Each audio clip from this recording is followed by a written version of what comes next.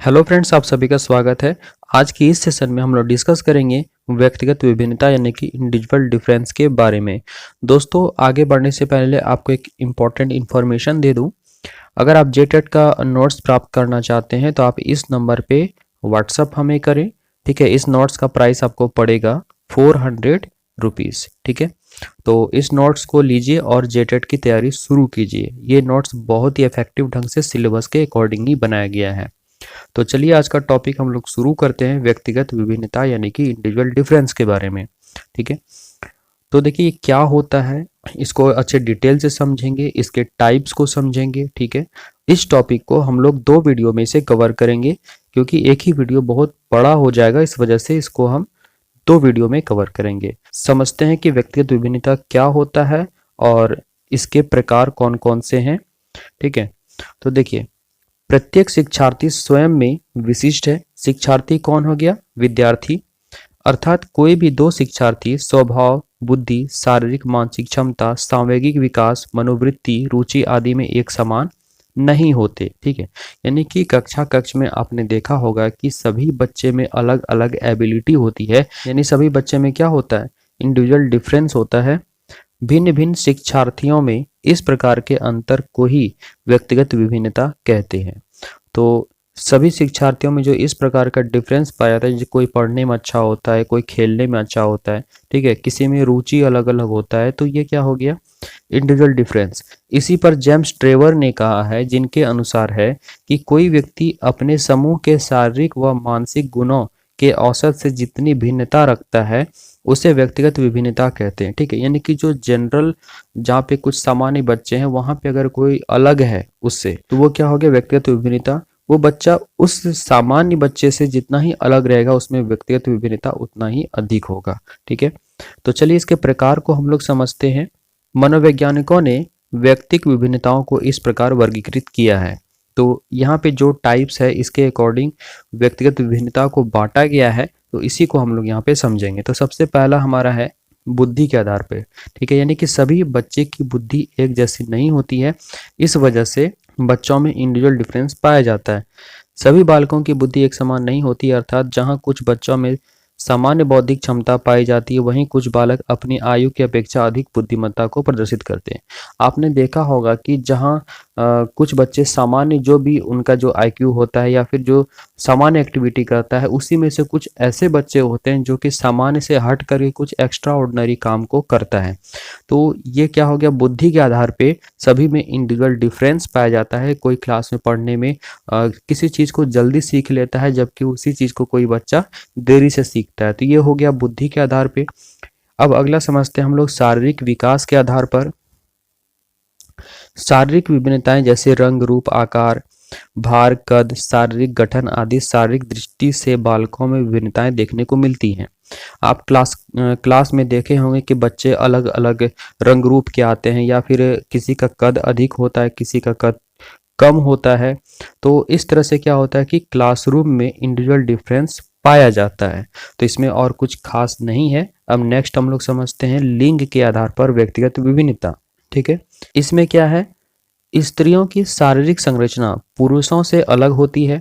सामान्यतः पुरुष स्त्रियों से अधिक लंबे होते हैं। सामान्यतः स्त्रियां कोमल प्रकृति की होती हैं, परंतु अधिगम के क्षेत्र में बालकों एवं बालिकाओं में भिन्नता नहीं होती। तो देखिए फिजिकली यहाँ पे जो भी डिफरेंसेस पाया जाता है मेल फीमेल के बीच में, परंतु यहाँ पे अधिगम के क्षेत्र में अगर हम बात करें तो बालक बालिकाओं में विभिन्नता नहीं होती है। यानी कि ऐसा नहीं कि लड़कियां पढ़ने में कमजोर होती हैं, या फिर जनरल कॉन्सेप्ट जो है कि जो फीमेल है वो मैथ्स में वीक होती है। तो ये सब जो धारणा बना होता है, जो ट्रेडिशनल जो चला आ रहा है, ये सब कॉन्सेप्ट को चेंज करने की आवश्यकता है। इसलिए फिजिकली कहीं ना कहीं ये डिफरेंसेस होता है कि कोमल प्रकृति की होती है या फिर लड़कों का हाइट ज़्यादा होता है। तो ये एक नॉर्मल बात है जो कि क्लासरूम में देखा जाता है या फिर जनरली देखा जाता है। ठीक है, लेकिन अधिगम के क्षेत्र में बालक बालिकाओं में विभिन्नताएं नहीं होती हैं। तो ये हो गया लिंग के आधार पे। अब अगला समझते हैं हम लोग भाषा के आधार पे व्यक्तिगत विभिन्नता।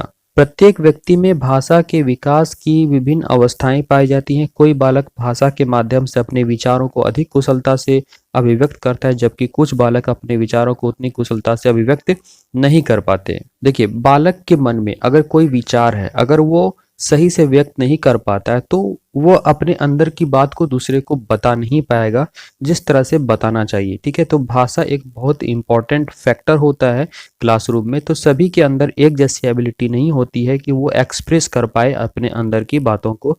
आप देखे होंगे क्लासरूम में अलग अलग कल्चर से बच्चे आते हैं, और क्लासरूम में इस तरह से क्या होता है, बहुभाषिकता पाया जाता है कि अलग अलग भाषा को बोलने वाले होते हैं, अलग अलग मदर टंग सभी का होता है। अगर किसी एक पर्टिकुलर लैंग्वेज में ही किसी विचार को व्यक्त करना हो, तो जिसका मदर टंग अगर वही है वो तो अच्छे से एक्सप्रेस कर पाएगा, लेकिन जिसका मदर टंग वो नहीं है तो हो सकता है कि कहीं ना कहीं अपनी भावनाओं को एक्सप्रेस ना कर पाए।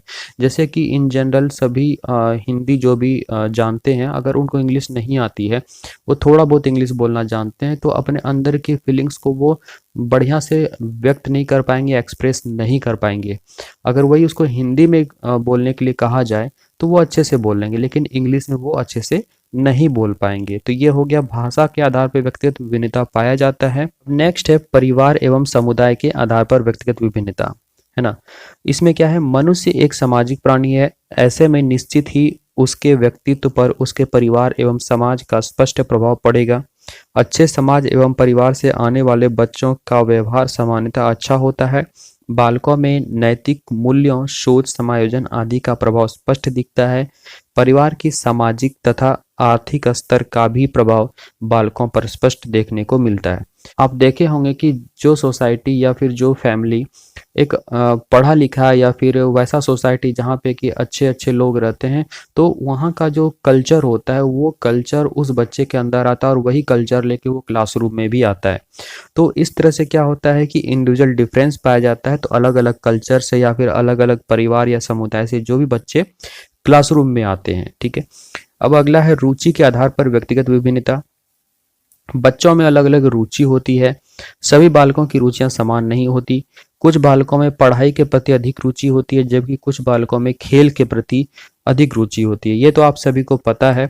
वहीं किसी बच्चे को गणित पसंद आती है तो किसी बच्चे को इंग्लिश। अतः जिस बच्चे को जिस क्षेत्र में रुचि होती है वह उसी में अधिक विकास करता है। ऑब्वियस बात है कि आपको जिस फील्ड में ज़्यादा इंटरेस्ट होगा, आप उस फील्ड में आप उस चीज को अच्छे से कर पाएंगे। चलिए अब आगे समझते हैं संवेग के आधार पे व्यक्तिगत विभिन्नता। ठीक है, इमोशन के आधार पे विभिन्न बालकों में संवेगात्मक विकास भिन्न भिन्न होता है। जहां कुछ बालक सामान्य स्वभाव के होते हैं, वहीं कुछ बालक चिड़चिड़ा स्वभाव के होते हैं। इसी प्रकार कुछ बालक प्रसन्न रहते हैं, जबकि कुछ बालकों में उदास रहने की प्रवृत्ति होती है। इसी प्रकार गुस्सा, प्रेम, स्नेह आदि में भी अंतर पाया जाता है।